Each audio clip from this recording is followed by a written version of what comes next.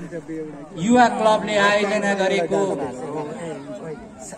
दोस्रो खान्द्रुङ gold club football प्रतियोगिता, यसको आज फाइनल कार्यक्रमका अध्यक्ष, संस्थाका अध्यक्षज्यू, मञ्चमा आसीन विशेष अतिथि देउमै नगरपालिका 7 नम्बरका वार्ड अध्यक्षज्यू, मञ्चमा आसीन अतिथि देउमै नगरपालिका 7 नम्बर वार्डका वडा सदस्यज्यूहरू, विभिन्न सङ्घ संस्थाका प्रतिनिधिहरू, मित्रहरू, साथै यो खेललाई नजिकबाट हेरेर यहाँ उपस्थित हुनुभएका सम्पूर्ण आमा बुवा, दाजुभाइ, दिदीबहिनीहरू र यो खेललाई अन्तिममा आफ्नो खेल देखाउन उपस्थित खेलाडी मित्रहरू, आज यो देउमै नगरपालिकाको 7 नम्बर वार्ड सिद्धिथुमका जुन हाम्रो पर्यटकीय क्षेत्र चुली, रमणीय क्षेत्र चुली, सूर्योदय र सूर्यास्त दुईटै कुराले प्रख्यात चुली, यो चुलीको फेदमा यो खेल मैदानमा आज यो खेल भइराखेको छ। हामीहरू स्वास्थ्यका लागि खेलकुद, शारीरिक विकासका लागि खेलकुद, मनोरञ्जनका लागि खेलकुद र सँगै यो समाजलाई परिवर्तन गर्ने युवा शक्तिहरूलाई अगाडि बढाउने खेलकुद, यो कुरामा हामी लागिराखेका छौं।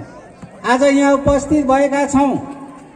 हामीहरूलाई यो असोज 18 गतेको बाढी पहिरो, यसले हामीलाई धेरै अप्ठ्यारो परिस्थितिमा, हामीलाई जटिल अवस्थामा देउमैवासीलाई पुर्याएको छ।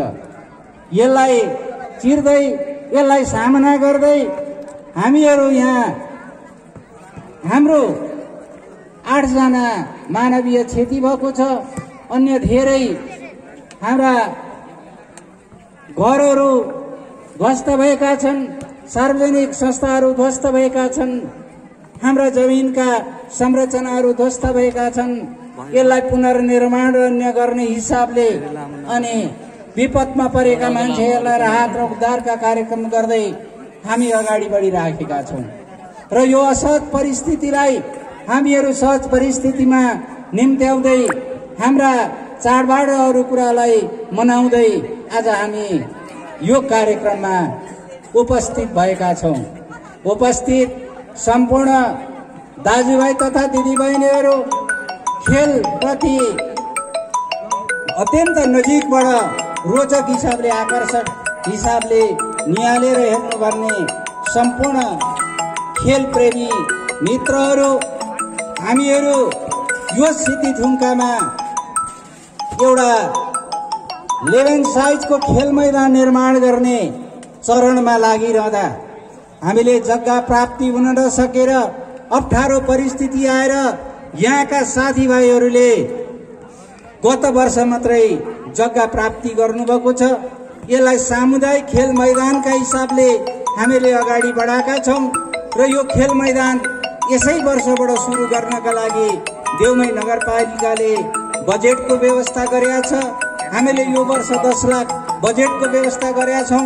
अब छिट्टै यो काम सुरु हुन्छ र त्यो पछाडि हाम्रो ठूलो खेल मैदान भइसकेपछि यो खेल मैदानमा सम्पूर्ण खेलहरू खेलाउने काम हामीहरू गर्छौं।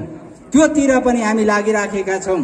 तर साथीहरूको उत्साह, साथीहरूको जोश, सम्पूर्ण खेल प्रेमी प्रति एकदम आकर्षक र मनोरञ्जन लिने मित्रहरूका सहयोगले वर्षेनी यहाँ चाहिँ जुन गत वर्षदेखि खेल खेलाउने जमर्को भयो, यसमा सम्पूर्ण स्थानीयवासी, बाहिर विदेशमा रहनुभएका मित्रहरू सबैले सहयोग गर्नुभएको छ र यो संस्था विधिवत हिसाबले जीवित रहेर दर्ता भएर यो खेलहरू खेलाइराखेको छ। यो गरिराखेको छ र मैले गत वर्ष पनि यो कार्यक्रममा भनेको थिएँ यो खेलले निरन्तरता पाओस् अनि मात्रै हामीले गरेको खेलको सफलता हुन्छ, हामीले गरेको कार्यक्रमको सफलता हुन्छ भनेको थिएँ। त्यसैले मैले अझै साथीहरूलाई पनि भनेको छु, हामीले खेल मैदान निर्माण र अन्य कुरा गर्न लागेका छौँ। हामी त्यो ठाउँमा हामी अब काम गर्छौँ र अहिले मैले यो तत्कालको यो खेल सफल होस्, सभ्य होस्, भव्य होस्, साथीहरूलाई संस्थाका साथीहरूलाई चाहिँ घर घरना नलागोस् भनेर देउमै नगरपालिकाको तर्फबाट यो खेललाई 50,000 रुपियाँ पैसा सहयोग गर्ने म यहीँबाट जानकारी गराउँदै उद्घोष गर्दै यो खेल यो अत्यन्त भव्य र सभ्यताका साथ सुसम्पन्न होस् भन्ने शुभकामना पनि सिंगै पालिकाको तर्फबाट दिन चाहन्छु। सँगसँगै हाम्रो शुभ दीपावली चाड यो अत्यन्त हर्ष उल्लासका साथ सम्पूर्ण नेपालीहरूले मनाऊ, आफ्नो हैसियत अनुसार मनाऊ भन्दै यो शुभ दीपावलीको समेत पालिकाको तर्फबाट शुभकामना दिँदै आयोजक मित्रहरूलाई धेरै धेरै धन्यवाद दिँदै बिदा हुन चाहन्छु। हवस्, धन्यवाद।